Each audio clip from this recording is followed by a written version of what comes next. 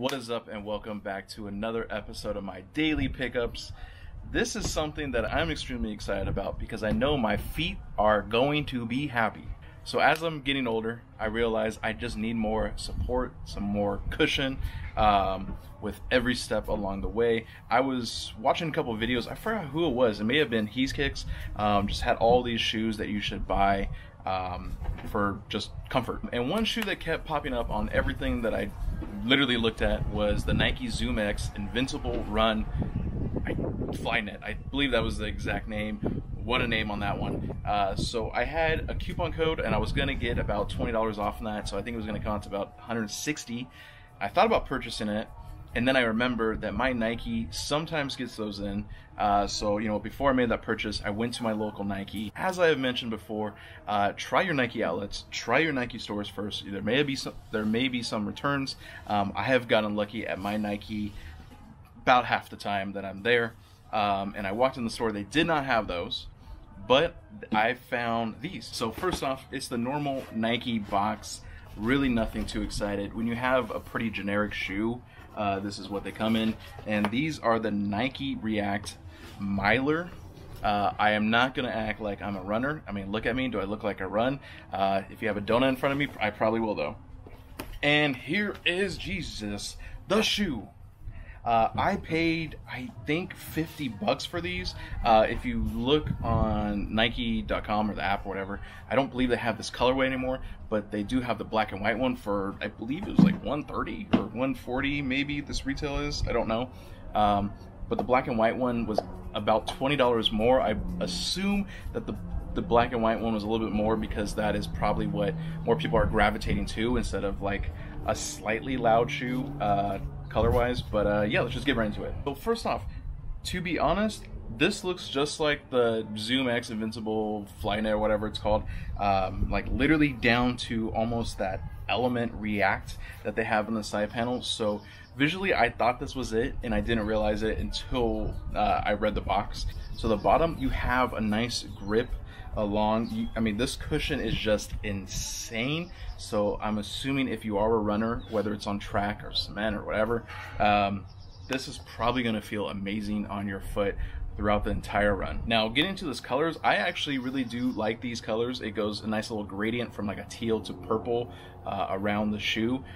I actually like it. It may be too loud for some people, but I think it just looks like the contrast with the white shoe just looks so nice. You do have reflective on this back end, this front portion, and your sides. So if you are running at night, it's going to get a nice little shine when, you know, cars are driving by or whatever. There's a little bit more of a padding in the front. I'm assuming, you know, just in case you hit something, you're not gonna break your toe, where the rest of this material is just like almost like a mesh, breathable. There's really no support there. So I think that's why they went with that route. A very bold black Nike swoosh on the side, which is just perfect. I think if they went any other color, it just wouldn't work well. You have hints of these like lime green, which again is kind of a weird, bizarre color when you already have something so vibrant as this, but I think it works very well. These only come with these shoelaces, and they actually seem to stick pretty well. I just bought some ACG shoes and for hiking, and those do not stick at all. So thank you, Nike, for doing this. And obviously when you're running, the last thing you want to do is trip over your own shoelaces. This tongue's a little weird. It's not much of a tongue. There is some padding in here. It's a very weird design. It kind of reminds me of the Adidas logo. But yeah, I'm assuming that they just wanted to create a tongue that was just lightweight, not really any support, and it's there. So inside is also that lime green. It says Nike React Miler, trust for miles. So I'm assuming this shoe will last you a while, whether you're running, walking, doing whatever you want to do in these shoes. There's also a good amount of support around your ankles, so these feel great. This is a size 12. As I mentioned, I have a wide foot, and I usually wear about 11.5. The 12 fits perfectly. I did try the 11.5 there. They were fine. I probably could have worked that, but usually if I'm walking, or I know I'm walking, let's say I'm going to like Disneyland or something, I'm probably gonna wear a little bit thicker socks. So it kind of works perfect for me. Now, when it comes down to comfort of these shoes, this is hands down the best $50 I have spent.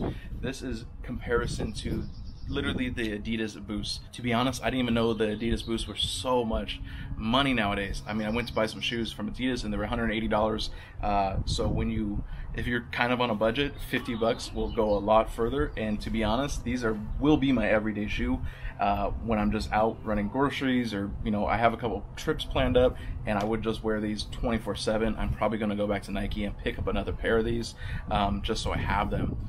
Like I mentioned, these retail for $130 on the app, or on whatever, some other sites. You may be able to find these for a discount rate, but yeah, I would check your local Nike first before you purchase them. As a comparison to the Zoom X that I mentioned, I'd rather spend $50 on these than $160 or whatever it was for almost the same exact shoe. I'm pretty sure that one has slightly maybe better technology or whatever, but the comfort is the same.